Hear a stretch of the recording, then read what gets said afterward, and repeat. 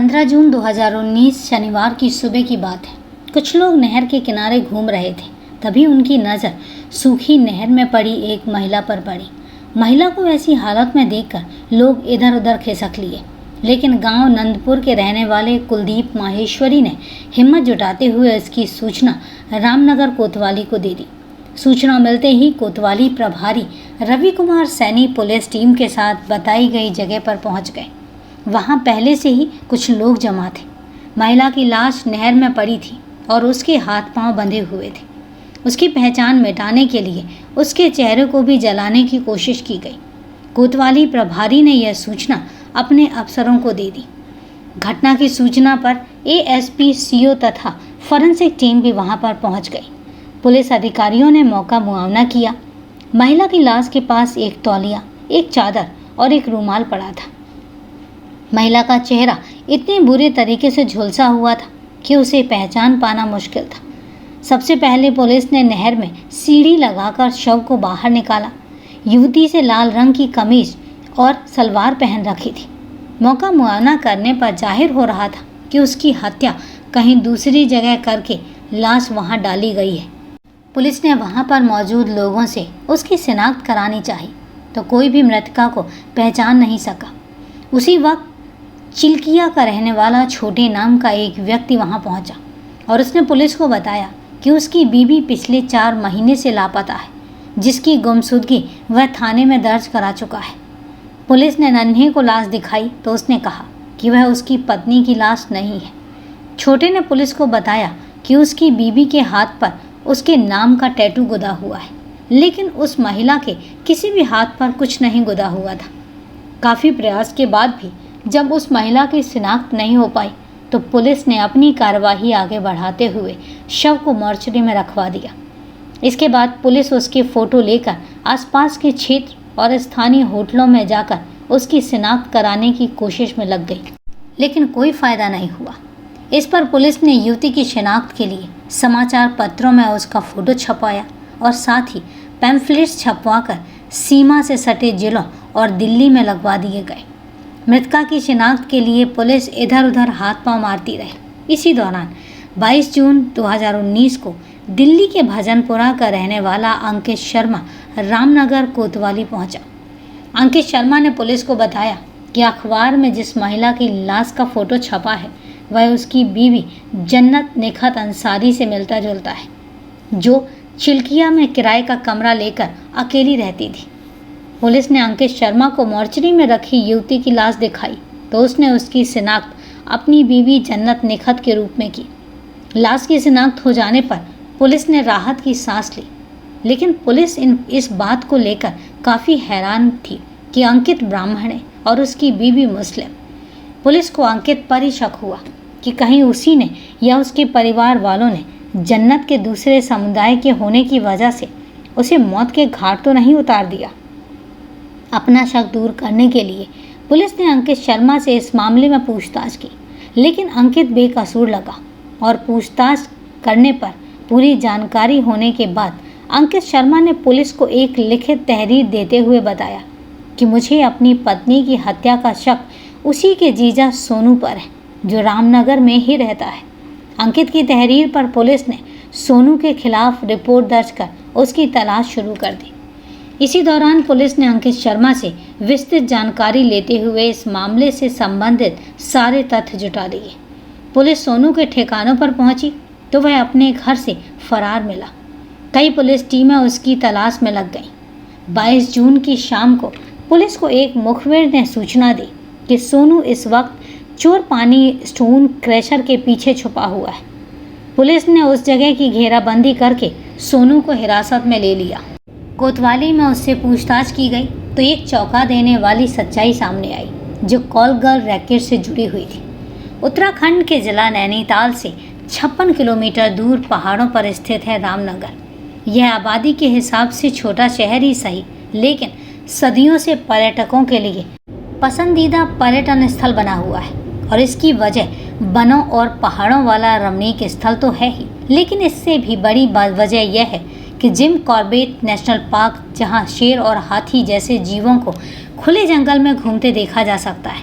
यहाँ हर साल देश विदेश से लाखों पर्यटक घूमने के लिए आते हैं। रामनगर में पर्यटकों के हिसाब से होटलों और रिजॉर्टों की भी भरमार पड़ी है, जिनके सहारे यहाँ पर कॉलगर्ल का धंधा भी फल फूल रहा है।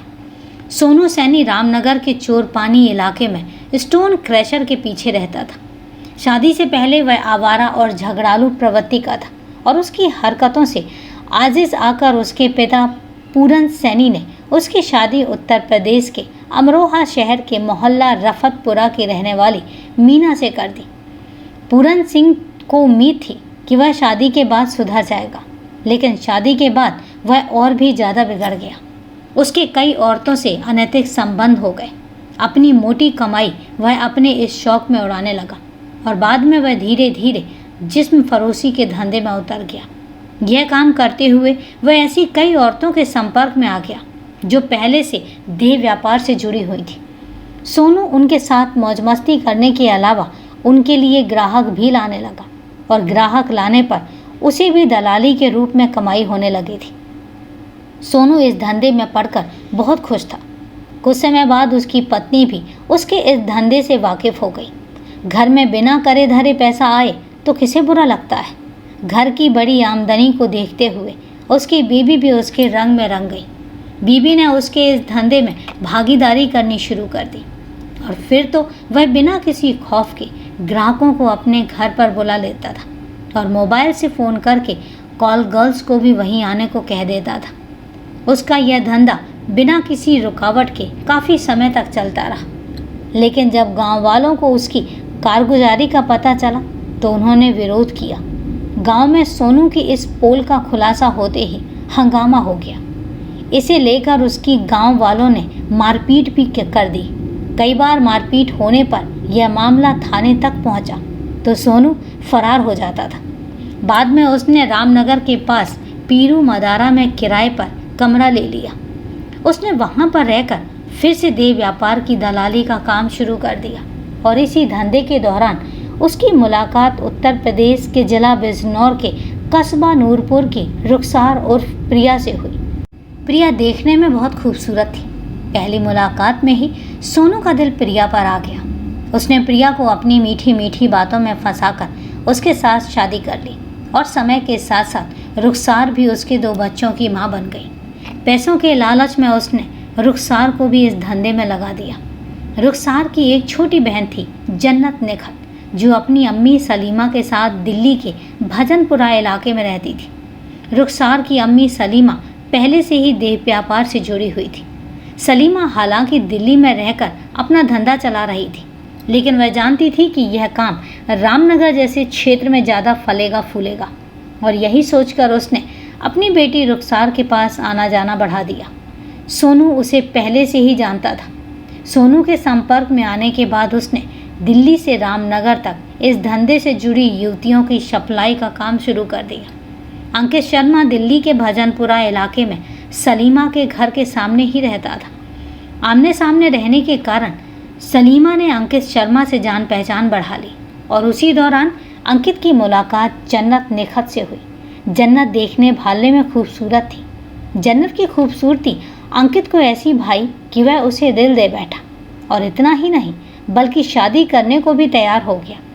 यह बात जब जन्नत की अम्मी सलीमा को पता चली तो उसने खुशी खुशी जन्नत की शादी अंकित शर्मा से कर दी और शादी के बाद जन्नत माँ को छोड़कर अंकित के साथ रहने लगी। शादी से पहले अंकित को सलीमा या जन्नत की हकीकत मालूम नहीं थी, लेकिन जब उसका सलीमा के घर आना जाना शुरू हुआ तो वह सच्चाई जान गया और हकीकत सामने आते ही अंकित सलीमा से कन्नी काटने लगा। धीरे धीरे उसने अपनी बीवी जन्नत और उसकी माँ से मिलने पर पाबंदी लगा दी, जिसकी वजह से दोनों परिवारों में विवाद की स्थिति पैदा हो गई। इसके बाद सलीमा अंकित को लेकर कई बार रामनगर रुखसार के पास भी आई, जो अंकित को बिल्कुल भी पसंद नहीं था। उसकी सास देह व्यापार के धंधे से जुड़ी है जानकर उसे बहुत दुख हुआ था और यह जानकारी मिलते ही उसने अपनी बीवी जन्नत को उसकी अम्मी से दूर करने की कोशिश शुरू कर दी, लेकिन जन्नत ने उसकी एक भी नहीं सुनी। अंकित और जन्नत के बीच विवाद इतना बढ़ा कि मामला पुलिस तक जा पहुंचा, जिसके बाद जन्नत ने अपने पति अंकित से अलग रहना शुरू कर दिया और दोनों का विवाद अभी तक दिल्ली न्यायालय में विचाराधीन है। बाद में जन्नत दिल्ली छोड़कर रामनगर में अपनी बहन के साथ आकर रहने लगी। उसी समय सोनू और रुखसार के बीच देह व्यापार के धंधे को लेकर इतना विवाद बढ़ा कि रुखसार भी सोनू को छोड़कर अलग कमरा लेकर रहने लगी। रामनगर आते ही जन्नत को जीजा की याद सताने लगी। हालांकि वह अपनी बहन और सोनू के रिश्तों के बारे में भली भांति जान चुकी थी, लेकिन इसके बावजूद भी उससे सोनू से मिलना जुलना शुरू कर दिया। उस समय तक सोनू का जिस्म फरोशी का धंधा ठीक ठाक चल रहा था। उसने रामनगर के कई इलाकों में किराए के कमरे ले रखे थे। चूँकि सोनू सैनी रामनगर क्षेत्र में काफ़ी समय से देह व्यापार से जुड़ा था, इसलिए आसपास के क्षेत्र में उसकी अच्छी जान पहचान बन गई थी और कई सफ़ेद पोश भी उसके संपर्क में थे। जब उसके पास लड़कियों की डिमांड आती तो वह फ़ोन करके उन्हें दे के पुजारियों से मिलवा देता। उसे सिर्फ अपने कमीशन से मतलब था। कभी कभी तो सोनू एक ही सौदे में 10,000 रुपये तक कमा लेता था। कमाई बढ़ने पर उसने एक नई वैगनार कार भी खरीद ली और वह पार्टियों की डिमांड पर लड़कियों को उसी कार में बिठाकर उसके पते पर छोड़ आता था। इसी दौरान एक दिन जन्नत अपनी बहन रुखसार को बिना बताए सोनू से मिलने जा पहुंची। जन्नत को देखते ही सोनू खुश हो गया। उस दिन उसकी और सोनू की काफ़ी देर तक बातचीत होती रही और उसी दौरान जन्नत ने सोनू को बताया कि उसका अपने पति अंकित से विवाद हो गया था, जिस कारण वह उसे छोड़कर रामनगर चली आई। जन्नत की यह बात सुनते ही सोनू के मन में लड्डू फूटने लगे। उसकी दूसरी बीवी रुखसार उसे पहले ही छोड़कर जा चुकी थी और इसलिए जन्नत को देखते ही उसने ठान लिया कि वह उसे किसी तरह से अपने विश्वास में लेकर उससे शादी करेगा। और हुआ भी यही। वह रोज़ाना जन्नत को फ़ोन करने लगा। कुछ ही दिनों में दोनों के बीच अच्छे संबंध बन गए। सोनू जानता था कि जन्नत के आते ही उसका जिस्म फरोशी का धंधा और भी फलने फूलने लगेगा। सोनू की मेहनत रंग भी लाई और उसने कुछ दिनों में जन्नत को विश्वास में लेकर उसे अपने साथ रहने को मजबूर कर दिया। अंततः जन्नत उसी के साथ रहने लगी। जन्नत को अपने जाल में फंसाने के बाद सोनू ने उसे पीरू मदारा स्थित साईं मंदिर के पास एक कमरे में ठहरा दिया और उसकी देखरेख और खाने पीने की व्यवस्था के लिए उसने रेखा नाम की लड़की को उसके पास छोड़ दिया, जो उसे सारी सुविधाएं मुहैया कराती थी। कुछ दिनों से जन्नत और सोनू पीरू मदारा के उसी कमरे में मियाँ बीबी की तरह ही रहने लगे थे। सोनू जन्नत के परिवार की कमजोरी पहले से ही पकड़ चुका था। उसे पता था कि जन्नत शुरू में भले ही इस धंधे में आने से मना करे, लेकिन वह बाद में अपने आप इस लाइन पर आ जाएगी। जन्नत देखने में मॉडल जैसी लगती थी और सोनू जानता था कि देह व्यापार के बाजार में उसके दाम भी अच्छे मिलेंगे।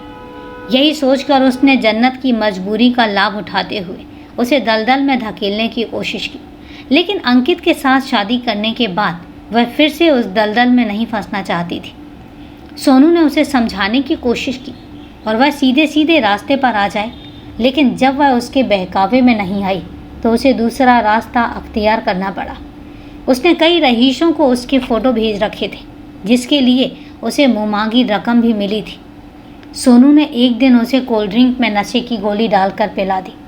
कोल्ड ड्रिंक पीने के बाद कुछ देर में नशे से वह बेसुध हो गई और मौके का फ़ायदा उठाकर सोनू ने उसके साथ अवैध संबंध बनाए। जब इस बात की जानकारी जन्नत को हुई तो उसे गहरा सदमा पहुंचा, लेकिन उस वक्त वह मजबूर थी। उसे छोड़कर वह कहीं जा भी नहीं सकती थी। अंततः वह सोनू पर शादी के लिए दबाव बनाने लगी, जबकि सोनू जानता था कि जब उसकी बहन ही उसकी ना हुई तो वह उसके साथ क्या निभा पाएगी। और यही सोचते हुए उसने जन्नत के साथ शादी से साफ मना कर दिया। सोनू के साथ रहते हुए जन्नत भी शराब की आदी हो गई। वह सोनू के साथ बैठकर शराब भी पीती थी। एक दिन उसने सोनू के पीछे शराब पी और घर में पूरे तरीके से उत्पात मचाया। उसने सोनू की गैर मौजूदगी में उसकी पहली बीवी मीना और उसके भाई गुड्डू को बहुत बुरा भला कहते हुए देख लेने की धमकी दी। यह बात मीना और गुड्डू को नागवार लगी। सोनू के घर आते ही उन दोनों ने उसके कान भर दिए। मीना ने सोनू से कहा कि वह अपनी चहेती साली से सावधान रहे और वह कभी भी उसकी जान ले सकती है। यह जानकारी मिलते ही सोनू ने उसे समझाने की कोशिश की, लेकिन जन्नत ने सोनू से भी साफ शब्दों में कह दिया, या तो वह उसके साथ शादी कर ले, वरना वह उसे किसी भी लायक नहीं छोड़ेगी। पुलिस में जाकर उसका भांडाफोड़ कर देगी। जन्नत की इस धमकी के बाद सोनू गंभीर हो गया। इसके बाद सोनू जन्नत की मौत की नींद सुलाने का रास्ता खोजने लगा। 14 जून 2019 को सोनू शराब लेकर कमरे पर पहुंचा। उस दिन उसका साला गुड्डू भी उसके साथ था। शाम को गुड्डू और जन्नत ने एक साथ बैठकर शराब पी और जल्दी ही नशा जन्नत के सिर चढ़कर बोलने लगा। उस दिन भी शराब के नशे में जन्नत ने सोनू के सामने शादी की बात रखी, जिस पर सोनू ने साफ शब्दों में कहा कि वह एक बीवी के होते हुए दूसरी शादी नहीं कर सकता। इतना सुनने के बाद जन्नत आपे से बाहर हो गई और उसने सोनू के साथ हाथापाई तक कर डाली, जिससे बौखलाकर सोनू ने जन्नत को उठाकर जमीन पर पटक दिया। जमीन पर गिरते ही जन्नत बेहोश हो गई और इसके बाद वह अपने साले गुड्डू की मदद से उसे कमरे में ले गया। फिर वहां पड़े बिजली के तार से उसका गला घोंट दिया और जिससे उसकी मौत हो गई। जन्नत को मौत की नींद सुलाने के बाद सोनू ने अपने साले की मदद से उसकी लाश वैगनार कार में ले जाकर पीरू मदारा रेलवे लाइन की तरफ सूखी नहर में डाल दिया। नहर में डालने के बाद लाश की पहचान छुपाने के लिए दोनों ने उसके चेहरे को जलाने की योजना बनाई। लाश नहर में डालने के बाद दोनों कार से भवानीगंज पेट्रोल पंप तक पहुंचे और वहां से पेट्रोल लेकर वापस उसी जगह गए जहां नहर में लाश डाली गई थी। सोनू ने जन्नत के सोने के कुंडल और अंगूठी उतारकर अपने पास रख ली। फिर जन्नत के चेहरे और कपड़ों पर पेट्रोल छिड़क कर आग लगा दी और बाद में दोनों ही अपने कमरे पर चले आए।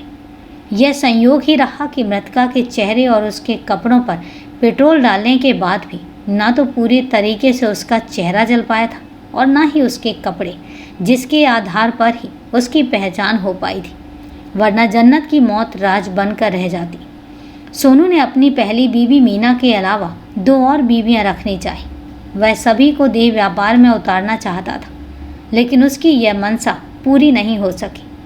इस केस का खुलासा होने के बाद पुलिस ने अभियुक्त सोनू की निशानदेही पर पीरू मदारा में किराए के मकान से हत्या में इस्तेमाल किया गया बिजली का तार, चोर पानी वाले मकान की अलमारी से मृतका के कुंडल तथा अंगूठी भी बरामद कर ली और इसके अलावा पुलिस ने इस हत्याकांड में इस्तेमाल की गई वैगनार कार भी अपने कब्जे में ले ली। पूछताछ के बाद पुलिस ने दोनों अभियुक्तों सोनू और गुड्डू को कोर्ट में पेश करके वहां से जेल भेज दिया गया। तो दोस्तों, ये है दिल दहला देने वाली एक कहानी को लास्ट तक सुनने के लिए आपका तहे दिल से धन्यवाद। अब कहानी के बारे में क्या राय है कमेंट करके ज़रूर बताएं और कमेंट का जवाब देने का सिलसिला अभी कुछ दिनों के लिए थोड़ा सा रुका हुआ है, तो रुकावट के लिए खेद है। हाँ, लेकिन ये सिलसिला जल्दी से स्टार्ट भी होगा। तो चलिए दोस्तों, आज के लिए इतना ही।